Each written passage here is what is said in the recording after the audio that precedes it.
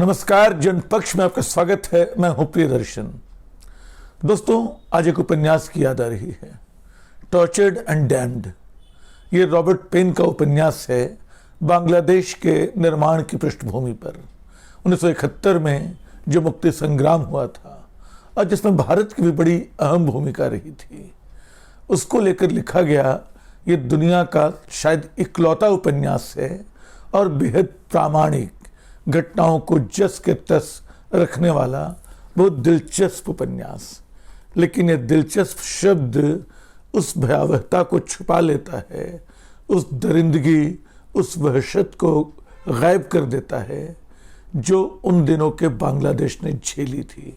तब वो पूर्वी पाकिस्तान कहलाता था निर्माण से पहले, और पाकिस्तान की सैन्य हुकूमत ने वहाँ जो कहर ढाया था वो 20वीं सदी के सबसे दर्दनाक इतिहास का एक हिस्सा है।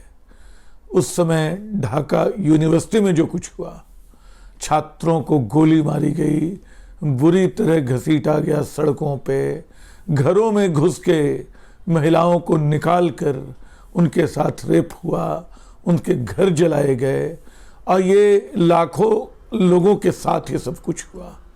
और उस समय पाकिस्तान की जिस फौज ने किया, उसने धर्म नहीं देखा था, उसने नाम नहीं पूछा था।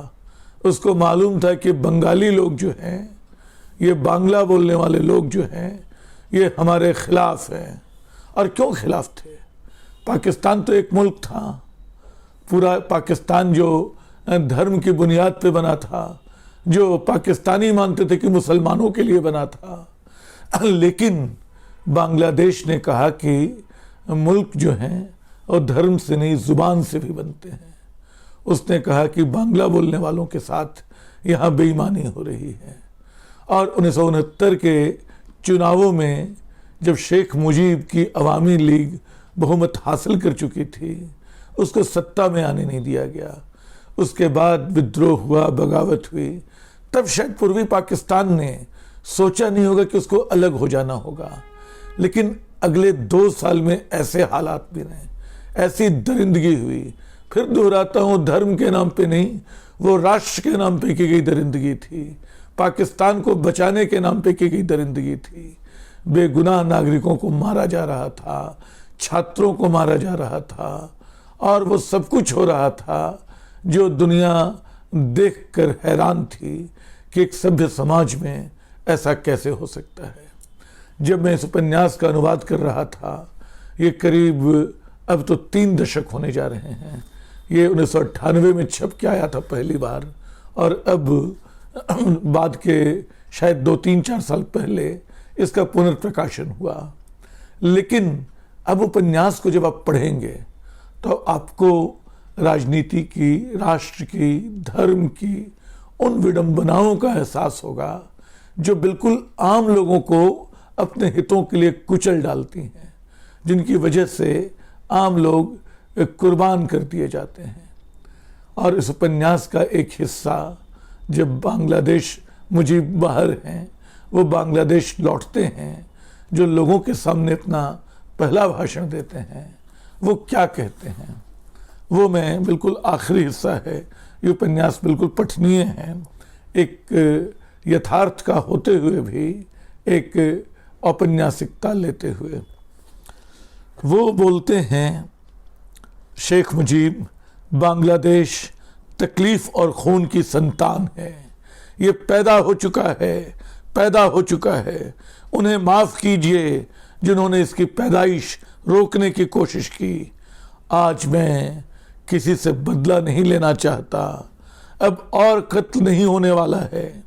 जो बंगाली खाएगा, मुस्कुराएगा, गाएगा और खुश रहेगा, वो मेरा बंगाली है। जो भी बांग्लादेश में रहते हैं, उन्हें मिलजुल कर शांति से रहना है। ये 1971 था। 1975 आते आते हालात बदल गए। बांग्लादेश के शेख मुजीब को, बंग बंधु को गोली मार दी गई, उनके पूरे परिवार को ख़त्म कर दिया गया। उसके बाद के हालात में उस इतिहास में पूरा नहीं जाऊंगा, लेकिन अब जो कुछ हो रहा है वो और भयावह है। जिस तरह वहाँ अल्पसंख्यकों को, जिसको हम लोग हिंदुओं की तरफ पढ़ रहे हैं, जाहिर है वो हिंदू थे, डराया और मारा जा रहा है। वो फिर बताता है कि क्या हम इतिहास को इतनी जल्दी भूल जा सकते हैं? क्या मनुष्य की जो प्रवृत्ति है वो अतीत को इतनी जल्दी भुला देने की है? हम क्या अपनी भूलों से कोई सबक लेने को तैयार नहीं होते हैं? बांग्लादेश पाकिस्तान से, जिस पाकिस्तान ने उस पर इतना जुल्म ढाया, उससे किस तरह की मदद की उम्मीद कर रहा है? वो कौन लोग हैं जो धर्म को फिर से अपना आधार बनाकर एक मुल्क को गलत दिशा में ले जा रहे हैं? क्योंकि जो कुछ बांग्लादेश में हो रहा है वो बांग्लादेश को बांग्लादेश नहीं रहने देगा। वहाँ हिंदुओं की इस बेरहमी से हत्या, उनको जिंदा जला देने का कृत्य बताता है कि जो पिछले कुछ वर्षों में जो खाता पीता खेलता हुआ एक बांग्लादेश उभर रहा था, उस पे एक विराम सा इसके बाद लग जाएगा।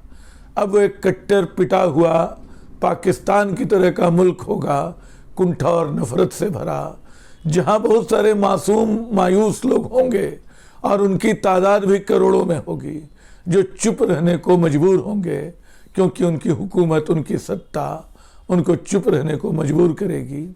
वो ऐसे लोग होंगे जो शायद किसी से नफरत नहीं चाहते होंगे, वो ऐसे लोग होंगे जो मिलजुल कर रहने में यकीन रखते होंगे, वो ऐसे लोग होंगे जिनको भारत के साथ या पाकिस्तान, बांग्लादेश या दूसरे देशों के साथ अपने रिश्ते अच्छे लगते होंगे, जिनको अतीत याद आता होगा, जिनको लाहौर और लखनऊ में बहुत अंतर नहीं लगता होगा।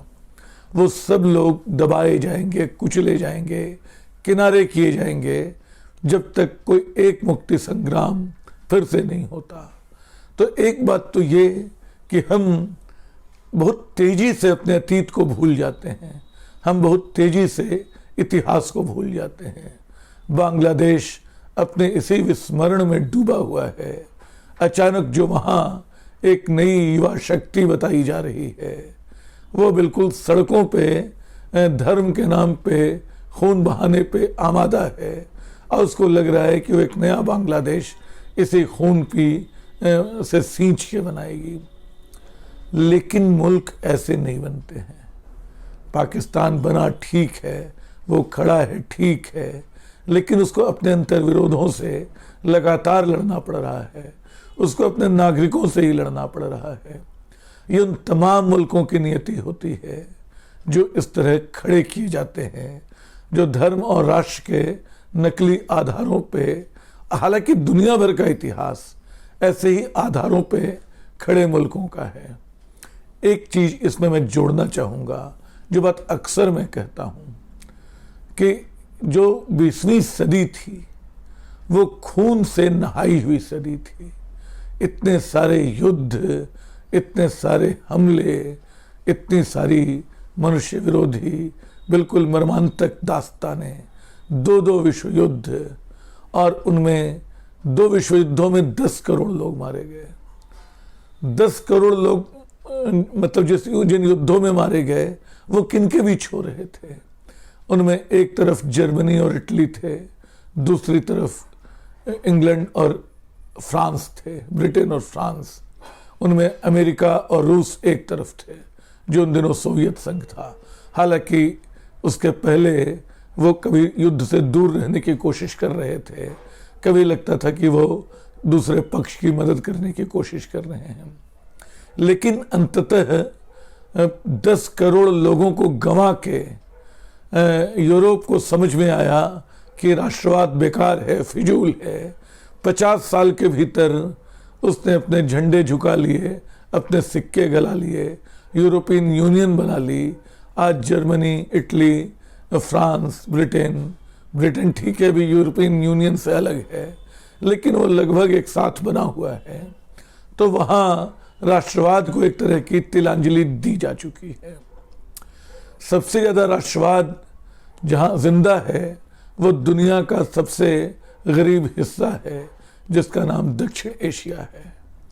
इस दक्षिण एशिया में श्रीलंका ने अपने अल्पसंख्यकों को, तमिलों को बहुत बुरी तरह मारा। पाकिस्तान में हिंदुओं पर अत्याचार की कहानी हम सुनते रहे। बांग्लादेश में वहाँ के अल्पसंख्यकों, हिंदुओं की दास्तान हम इन दिनों देख रहे हैं। और भारत को भी जैसे हिंदू पाकिस्तान या बांग्लादेश बनाने की कोशिश हो रही है, ये कोशिश अब तक कामयाब नहीं है।